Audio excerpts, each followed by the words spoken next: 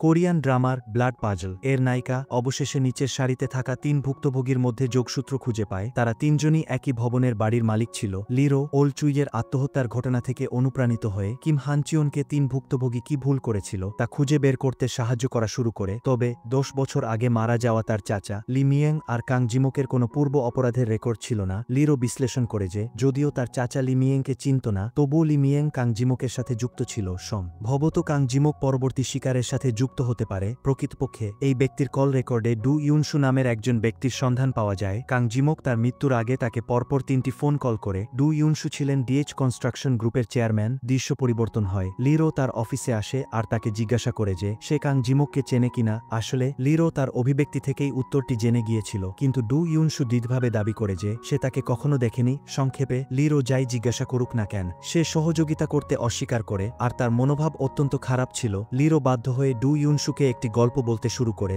একসময় একজন taxi driver যাত্রী হত্যা করার জন্য পুলিশের হাতে ধরা পড়ে। হত্যার উদ্দেশ্য খুব সহজ ছিল, কারণ যাত্রী অভদ্র ছিল। তাই ড্রাইভার একটি নেকড়ে মাথা দিয়ে তার মাথায় আঘাত করে। লিরো তাকে বলে পরের বার এমনটা করো না, কারণ সারা শরীর রক্তে ভিজে গেলে এবং চিহ্ন রেখে গেলে ধরা পড়ে যাবে। আসলে একটি ভালো উপায় আছে, যেমন একটি ধারালো সূচের মতো জিনিস ব্যবহার করে পিছনের মাথার খুলির ঠিক উপরে প্রথম সার্ভিকাল ভার্টিব্রার সামান্য উপরে জোরে আঘাত করলে এটি খুঁজে পাওয়া কঠিন হবে এবং অবিলম্বে মৃত্যু ঘটবে। যদি সে খুনি হয় তবে সে অবশ্যই এমনটা করবে। এতে ডু ইউনসু এতটাই রেগে যায় যে সে লিরোকে অফিস থেকে বের করে দেয়। একই সাথে কিম হানচিওন কাং জিমোকের স্ত্রীর সাথে দেখা করে জানতে চায় যে তার স্বামী ডু ইউনসুকে চিনত কিনা। স্ত্রী মনে করে যে তার স্বামী এই ব্যক্তিকে তাদের বিয়ের প্রধান সাক্ষী হিসেবে আমন্ত্রণ জানাতে চেয়েছিল, কিন্তু সে প্রত্যাখ্যান করে। যদিও তারা কিভাবে পরিচিত হয়েছিল তা স্পষ্ট ছিল না, তবে কাং জিমোক প্রকাশ করেছিল যে তারা দুজনেই একসাথে সাফল্য অর্জন করে। স্ত্রী হঠাৎ কিম হানচিওনকে জিজ্ঞাসা করে যে সে কখনো কাউকে হত্যা করেছে কিনা, আর যখন সে জানতে পারে যে সে তা করেনি তখন সে তাকে খুব নিস্তেজ মনে করে।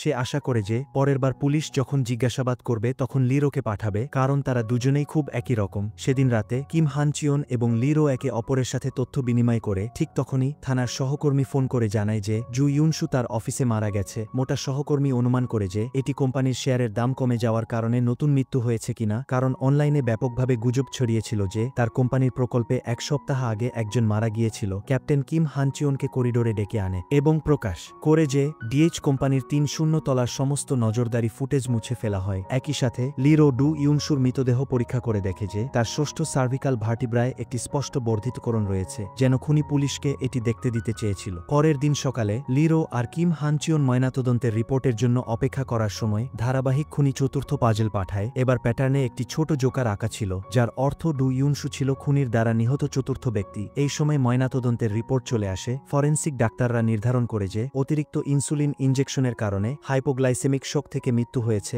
উল্লেখযোগ্যভাবে ডোজটি সাধারণ ডায়াবেটিস রোগীদের ১০ গুণেরও বেশি ছিল। রাতে লিরো 4টি পাজলের দিকে তাকিয়ে অস্থিরভাবে চিন্তা করছিল। হঠাৎ সে লক্ষ্য করে যে পাজলের পটভূমিতে কেবল কটন ক্যান্ডি আর শিশুরা নয়, একটি ফেরিস হুইলের মতো জিনিসও রয়েছে। সে সন্দেহ করে যে খুনি শিকারদের একটি অ্যামিউজমেন্ট পার্কে এঁকেছে। তাই সে ওয়েবসাইটে অনুরূপ অ্যামিউজমেন্ট পার্কগুলি অনুসন্ধান করে। দীর্ঘক্ষণ তুলনা আর অনুসন্ধানের পর অবশেষে সে একটি ড্রিম নামের অ্যামিউজমেন্ট পার্ককে চিহ্নিত করে। দৃশ্য পরিবর্তন হয়। লিরো ঠিকানা অনুযায়ী ড্রিম অ্যামিউজমেন্ট পার্কে আসে। এখানকার প্রশাসক জানান যে অ্যামিউজমেন্ট পার্কটি মাসের শেষে বন্ধ হয়ে যাবে। এটি শুরু থেকে ৩৩ বছর ধরে চলছিল। লিরো বলে এই ৩৩ বছরে কি কোনো বড় ঘটনা ঘটেছে, যেমন মানুষের মৃত্যু? এমন কি বড় ঘটনা? দোকানদার বলে আমি দোকান খোলার পর থেকে কাজ করছি, অনেক লোক ছিল। যদিও বাচ্চাদের হারানোর ঘটনা ঘটেছে, তবে কোনো বড় ঘটনা ঘটেনি। অন্যদিকে যেহেতু তার সঙ্গী ডু ইনসুর হত্যাকাণ্ডের ঘটনাস্থলে প্রথম পৌঁছেছিল, তাই তাকে কিছু বিষয় নিশ্চিত করতে তার সাথে যেতে হবে। যখন কিম হানচিওন সেক্রেটারিকে জিজ্ঞাসা করছিল যে তাদের বসের জিনিসপত্রের মধ্যে কোনো অদ্ভুত জিনিস আছে কিনা, তখন তার সঙ্গী হঠাৎ বুঝতে পারে যে প্রমাণ থেকে একটি রুমাল অনুপস্থিত। তবে সেক্রেটারি এটি শুনে জানান যে তাদের বস কখনোই এমন জিনিস ব্যবহার করতেন